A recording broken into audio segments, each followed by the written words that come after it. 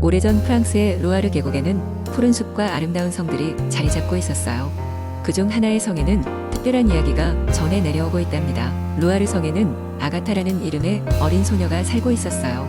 아가타는 검은색 털에 황금색 눈을 가진 고양이를 키우고 있었죠. 고양이의 이름은 로이였고 그냥 일반적인 고양이가 아니었어요. 사람들은 로이를 신비로운 고양이라 불렀는데 이유는 모든 것을 꿰뚫어보는 듯한 지혜로운 눈을 가지고 있었기 때문이었어요. 아가타는 하루 종일 로이와 뛰어놀고 싶고 그와 함께 시간 보내는 것을 무척이나 좋아했어요. 사람들은 로이가 행운을 가져다 준다며 아가타를 부러워했죠.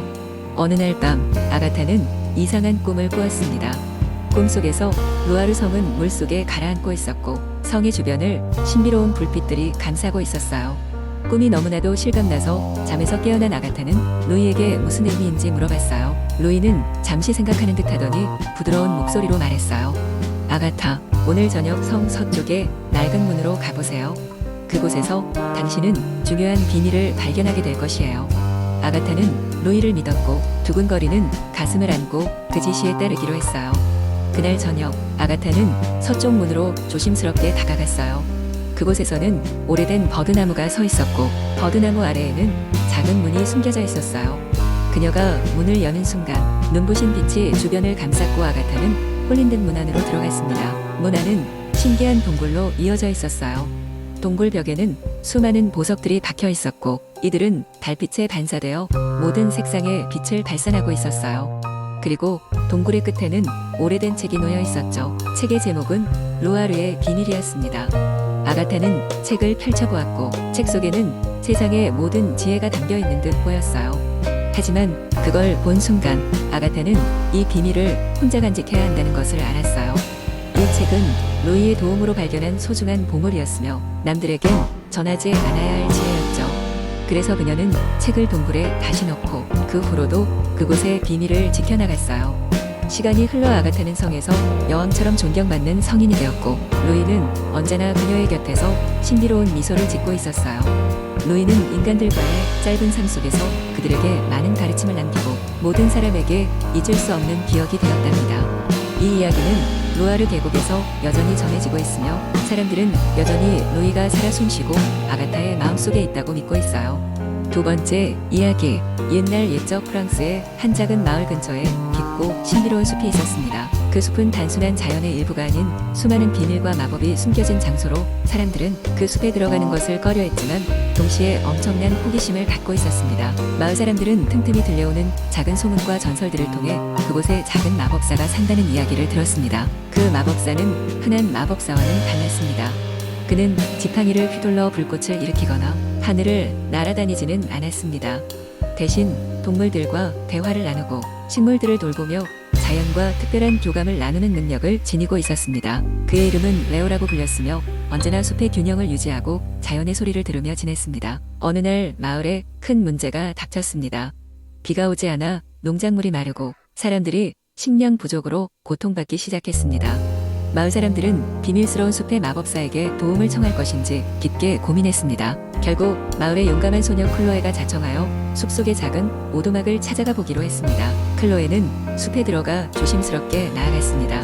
커다란 나무들 사이로 나 있는 작은 길을 따라가다가 마침내 레오의 집에 도착했습니다. 작은 나무로 지어진 오두막은 아름다운 꽃들과 나무들로 둘러싸여 있었고 그곳에는 다양한 새들과 동물들이 어울려 있었습니다. 클로에는 용기를 내어 레오에게 마을의 상황을 설명했습니다. 레오는 머리를 끄덕이며 하루 동안 생각할 시간을 달라고 했습니다.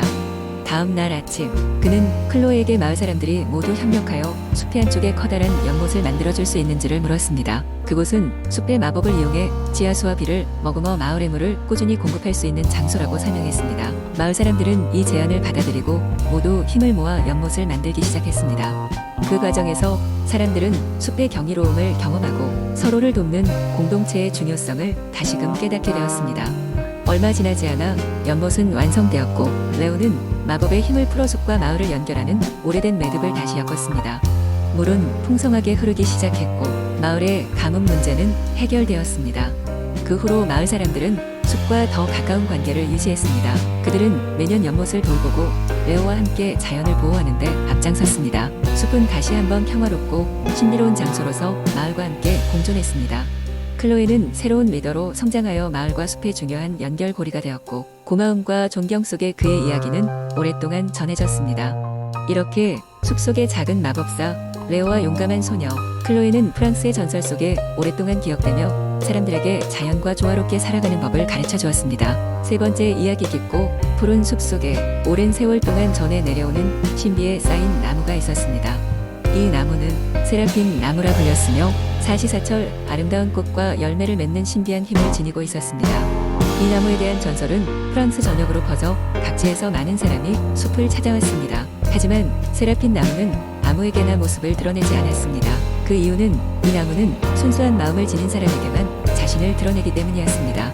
어느 날 작은 마을에 사는 젊은 여행자 클로드도 이 전설을 들었습니다. 어려서부터 모험을 동경해온 그는 마음 깊이 세라핀 나무를 보고 싶다고 생각하였습니다. 그래서 그는 여행 배낭을 메고 길을 나섰습니다. 클로드는 정직하고 마음씨 착한 젊은이였고 그의 여행길은 항상 정의로웠습니다. 클로드는 프랑스 남쪽 지방에서부터 숲을 탐험하기 시작했습니다. 그의 여행은 순탄치만은 않았습니다.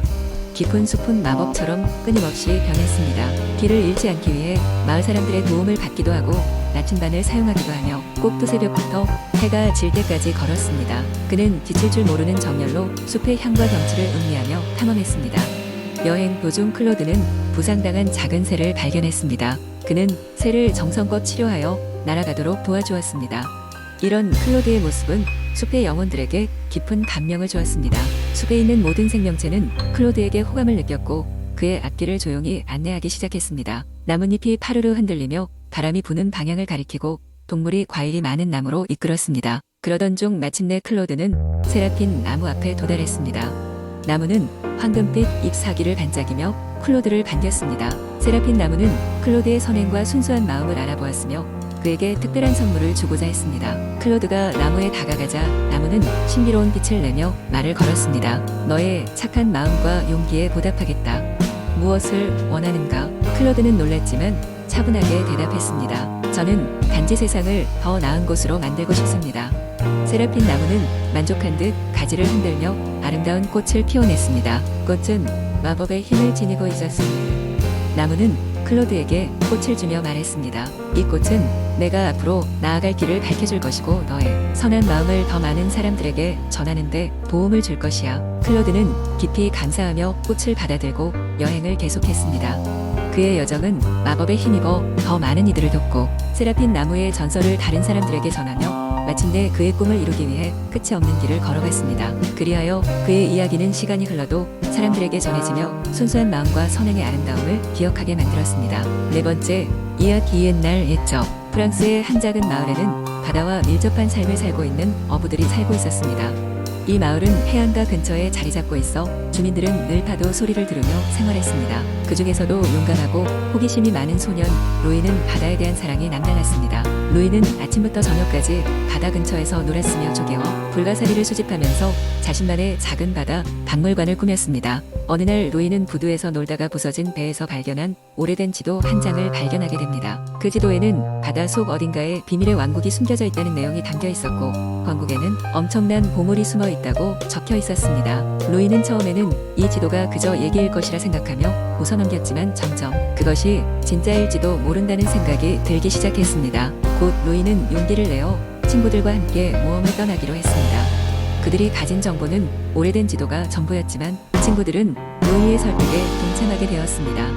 모험은 순조로워 보였지만 바다에는 그들을 기다리는 수많은 위험이 도사리고 있었습니다. 그 가운데 가장 큰 위협은 바다의 폭풍과 기상 악화였습니다. 하지만 루이와 친구들은 굳은 결심을 하고 서로를 의지하며 무사히 항해를 이어갔습니다. 마침내 이들은 지도가 가리키는 위치에 다다르게 되었고 바닷속으로 깊이 잠수하여 숨겨진 왕국을 탐험하기로 했습니다. 바다 아래로 내려가면서 그들은 형형색색의 산호와 다양한 물고기들이 어우러진 멋진 광경을 마주하게 되었습니다. 그리고 드디어 왕국의 입구를 발견하게 되었습니다.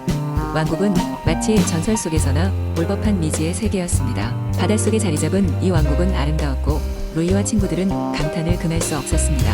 그들은 바닷속 터널을 따라가며 발견한 금과 보석이 가득한 보물들을 보며 눈을 믿을 수 없었습니다. 하지만 그곳에서 그들은 또 다른 놀라운 존재를 만나게 됩니다. 바로 이 미지의 왕국을 지키고 있는 바다의 여왕 여왕이었습니다. 여왕은 루이와 친구들에게 그들이 용감하고 진취적인 정신을 가진 모험가임을 알아보고 반가워했습니다. 그녀는 그들에게 바다를 깨끗이 보호하고 자연을 사랑하는 마음을 가지라는 조언을 해주었습니다. 루이와 친구들은 여왕과 함께 하루를 보내며 바다의 신비로움을 배웠고 그곳에서의 경험을 자신들의 삶에 적용하기로 하였습니다. 헤어질 때 여왕은 루이에게 특별한 선물을 내렸습니다. 그것은 바다를 들여다볼 수 있는 마법의 조개였습니다. 지상으로 돌아온 루이와 친구들은 그 누구에게도 그날의 모험에 대해 함부로 이야기하지 않았습니다. 그들이 경험한 비밀의 왕국은 그들만이 가슴 속에 간직하기로 했던 소중한 추억으로 남았습니다.